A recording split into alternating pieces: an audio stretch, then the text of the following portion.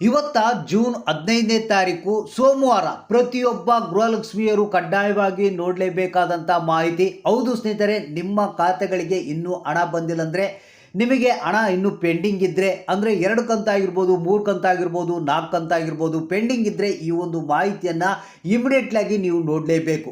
ಯಾಕಂದರೆ ನಿಮಗೆ ಗೊತ್ತಿರ್ಬೋದು, ಹೊಸ ಮುಖ್ಯಮಂತ್ರಿಗಳೇನೋದು ಬಂದಿದ್ದಾರೆ. ಅಂದರೆ DK ಶಿವಕುಮಾರ್ ಅವರು ಈಗ ಹೊಸ ರೀತಿಯ ಅಪ್ಡೇಟ್ಗಳನ್ನು ತರ್ತಾ ಇದ್ದಾರೆ.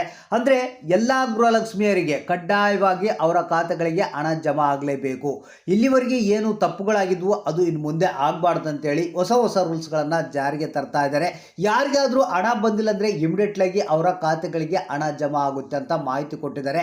ಹಾಗಾದರೆ ಬನ್ನಿ, ಲೇಟೆಸ್ಟ್ ಆದಂಥ ಅಪ್ಡೇಟನ್ನು ತಿಳಿಸ್ಕೊಡ್ತಾ ಇದ್ದೀನಿ. ಪ್ರತಿಯೊಬ್ಬ ಗೃಹಲಕ್ಷ್ಮಿಯರು ನೋಡಲೇಬೇಕಾದಂಥ ಮಾಹಿತಿ. ಯಾಕಂದರೆ ಏನೆಲ್ಲ ಬದಲಾವಣೆಗಳು ಆಗಿವೆ ಮತ್ತು ಗೃಹಲಕ್ಷ್ಮಿಯರು ಇನ್ನು ಮುಂದೆ ಹಣವನ್ನು ಪಡಿಬೇಕಾದ್ರೆ ಕೆಲವೊಂದು ಕೆಲಸಗಳನ್ನು ಇಮಿಡಿಯೇಟ್ಲಾಗಿ ನೀವು ಮಾಡಿಕೊಳ್ಳಲೇಬೇಕು. ಅದು ಹೇಗೆ ಅನ್ನೋದ್ರ ಬಗ್ಗೆ ಕೂಡ ಮಾಹಿತಿಯನ್ನು ತಿಳಿಸ್ಕೊಡ್ತೀನಿ. ಮತ್ತು ಇವತ್ತಿನ ಒಂದು ಹೊಸ ಅಪ್ಡೇಟು, ಯಾರ ಖಾತೆಗಳಿಗೆ ಹಣ ಬರುತ್ತೆ, ಯಾವ ಜಿಲ್ಲೆಗಳಿಗೆ ಹಣ ಬಿಡುಗಡೆ ಆಗ್ಬೋದು, ಎಷ್ಟು ಕಂತುಗಳ ಹಣ ಬಿಡುಗಡೆ ಆಗ್ಬೋದು, ಎಲ್ಲ ಮಾಹಿತಿಯನ್ನು ತಿಳಿಸ್ಕೊಡ್ತೀನಿ. ಈಗ ಮತ್ತೆ ಸದ್ಯದಲ್ಲಿ ಗೃಹಲಕ್ಷ್ಮಿ ಯೋಜನೆಯ ಹಣ ಜಮಾ ಆಗ್ತಾ ಇದೆಯಾ ಇಲ್ಲ, ಎಷ್ಟನೇ ಕಂತಿನ ಹಣ ಬಿಡುಗಡೆ ಆಗಬೇಕು, ಎಲ್ಲದ್ರ ಬಗ್ಗೆನೂ ಚರ್ಚೆ ಮಾಡೋಣ.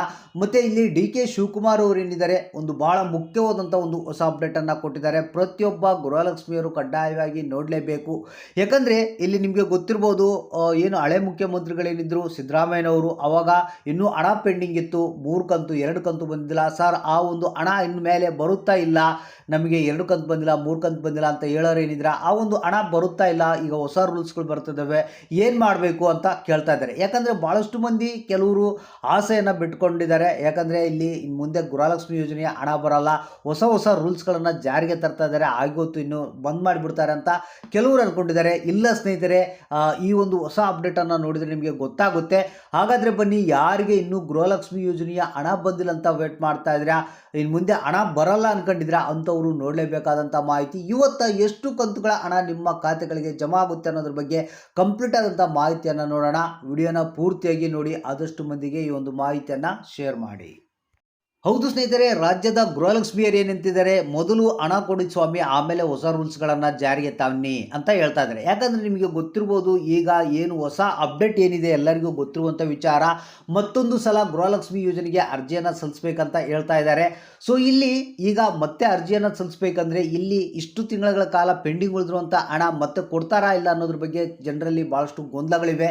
ಇಲ್ಲಿ ಏನಪ್ಪ ಅಂತಂದರೆ, ಒಂದು ಕ್ಲಿಯರ್ ಕಟ್ಟಾಗಿ DK ಶಿವಕುಮಾರ್ ಅವರು ಮಾಹಿತಿ ಕೊಟ್ಟಿರುವಂಥದ್ದು, ಯಾರಿಗೆ ಎಷ್ಟು ಕಂತುಗಳ ಹಣ ಪೆಂಡಿಂಗ್ ಇದೆ ಆ ಒಂದು ಹಣವನ್ನು ನಾವು ಹಾಕ್ತೀವಿ. ಆದರೆ ಇಲ್ಲಿ ಏನಪ್ಪ ಅಂತಂದರೆ, ಏನು ದುರ್ಬಳಕೆ ಆಗ್ತಾ ಇದೆ ಗೃಹಲಕ್ಷ್ಮಿ ಯೋಜನೆಯ ಹಣ, ಅದನ್ನು ಮಾತ್ರ ಕಡಿವಾಣ ಹಾಕ್ತೀವಿ ಅಂತ ಒಂದು DK ಶಿವಕುಮಾರ್ ಅವರು ಮಾಹಿತಿಯನ್ನು ಕೊಟ್ಟಿದ್ದಾರೆ.